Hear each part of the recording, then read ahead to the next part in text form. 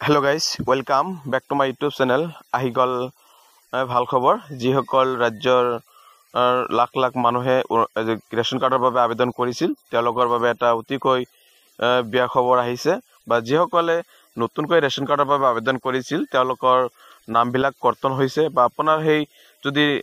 কি ৰেশন কাৰ্ডৰ বাবে আবেদন কৰিছিল তেনেহলে আপোনাৰ নামটো এতিয়া আছে না নাই যদি আপুনি অৰুণোদয় আঁচনিৰ কাৰণে আবেদন কৰিবলৈ খুজিছে তেনেহলে আপোনাৰ যেহেতু ৰেশন কাৰ্ড মেন্ডেটৰী বা সকল মানুহৰ অৰুণোদয় আঁচনিৰ বাবে আবেদন কৰিবলৈ হলে ৰেশন কাৰ্ডৰ প্ৰয়োজন বা যিসকল নতুনকৈ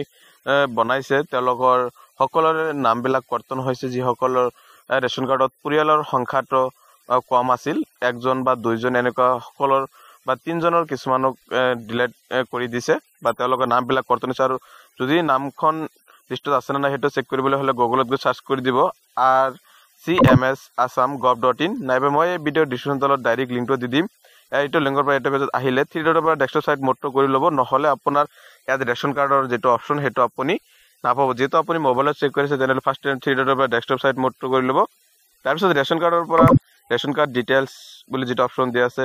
তাত ক্লিক কৰি দিব আৰু ইয়াত ক্যাপচা বা আপুনি যেতিয়া লগইন কৰিব তেতিয়া ক্যাপচা যেটো থাকিব ঠিক একেদৰে সেম ক্যাপচাখন বহুৱাই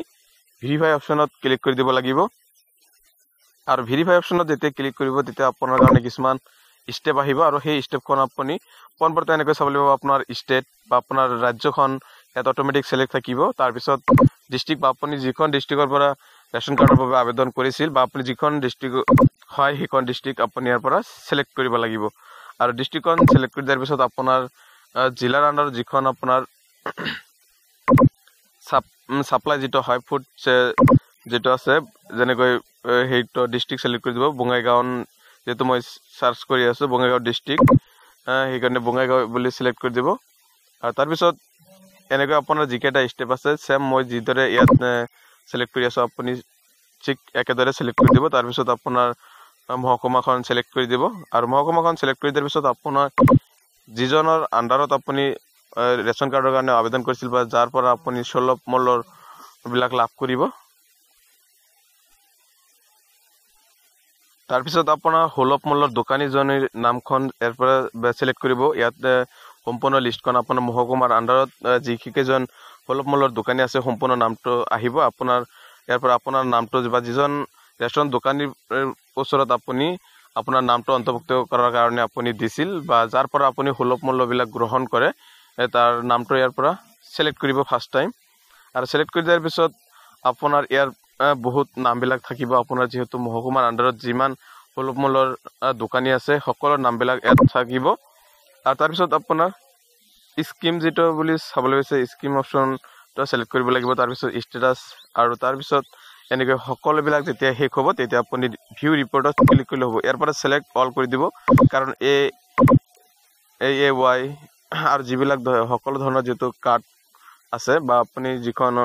এইকাৰণে অল সেট কৰি দিব সকলো ইয়াৰ পৰা ভেৰিফাইড এন্ড ডিলিট অল এটো সিলেক্ট অল কৰি দিব আৰু সিলেক্ট অল কৰি দিব কাৰণ সকলোবিলাক লিষ্টত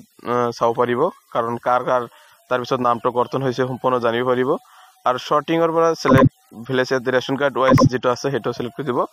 ration card wise member details বা আপোনাৰ ৰেশন কাৰ্ডৰ থ্ৰুত যিখিনি সদস্যৰ নাম আছে সম্পূৰ্ণ চাব পাৰিব তাৰ পিছত ইয়াৰ পৰা আপুনি অল সিলেক্ট কৰি দিব এটো অল সিলেক্ট কৰি দিব RC অপচনৰ পৰা অল সিলেক্ট কৰি দিব তাৰ পিছত ৰিপোৰ্ট নেম ইয়াৰ পিছত আপুনি PFS ওয়াইজ যেটো আছে হেটো লাষ্টৰ তলৰটো আপুনি সিলেক্ট কৰি দিব সেকেন্ডটো তাৰ পিছত ভিউ এই এনেকৈ আপুনি সকলোবিলাক যেতিয়া সিলেক্ট কৰি দিব যে আপোনাৰ কাৰ ৰেশন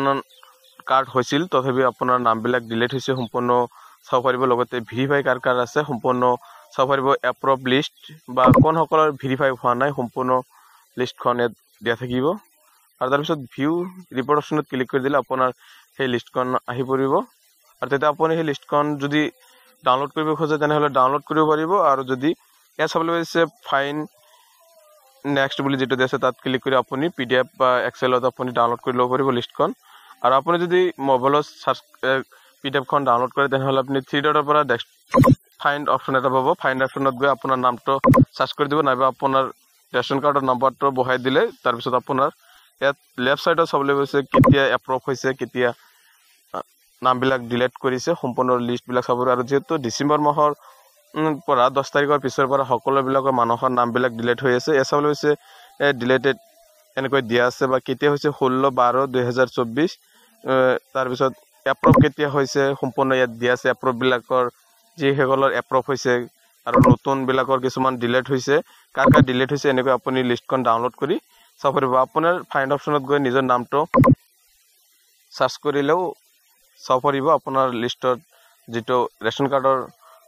আপোনাৰ নামটো কৰ্তন হৈছে নে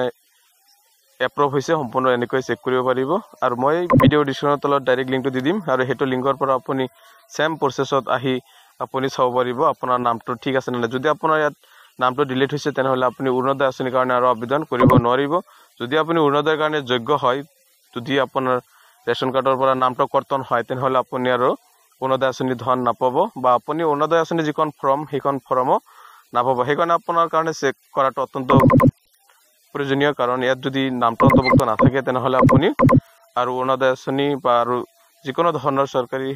সাহায্যবিলাক আপুনি আৰু নাপাব আৰু ইয়াৰ পিছত ইয়াত ডাউনলোড কৰাৰ কাৰণে আপুনি এইটো অপচনত ক্লিক কৰি দি